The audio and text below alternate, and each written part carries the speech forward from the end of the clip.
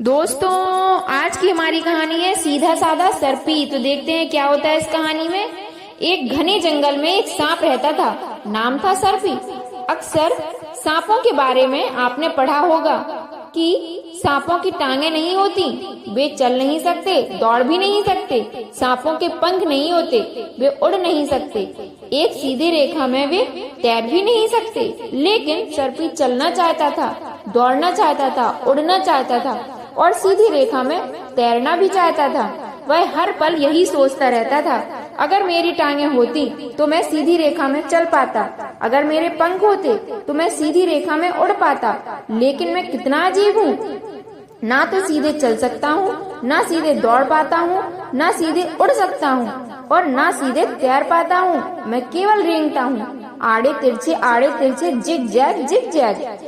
एक दिन सर्पी ने कुछ पक्षियों को उड़ते हुए देखा। वे ऊपर नीचे, दाएं बाएं, गोल गोल उड़ रहे थे, एक भी सीधी रेखा में नहीं उड़ रहा था।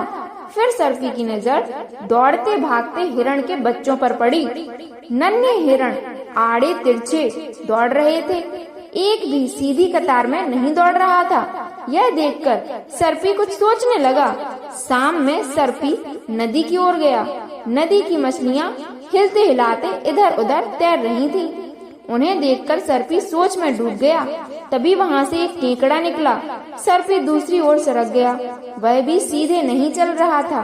केकड़े की आधा दर्जन टांगे थीं, फिर भी वह सीधा नहीं चल पा रहा था। यह सब देखकर सर्पी ने सोचा कि क्या उसे पंख चाहिए, क्या उसे टांगों से फायदा होगा। उसने सोचा, नहीं, मैं जैसा हूँ ठीक हूँ। मेरा रेंगना सदा एक जैसा रहता है, मेरा आड़ा तिरछा सरकना हर दिन एक जैसा रहता है। भला औरों की चिंता मैं क्यों करूं? तो बच्चों, इस कहानी से हमें यह सीख मिलती है कि हमारे पास जितना है हमें उतने में खुश रहना चाहिए।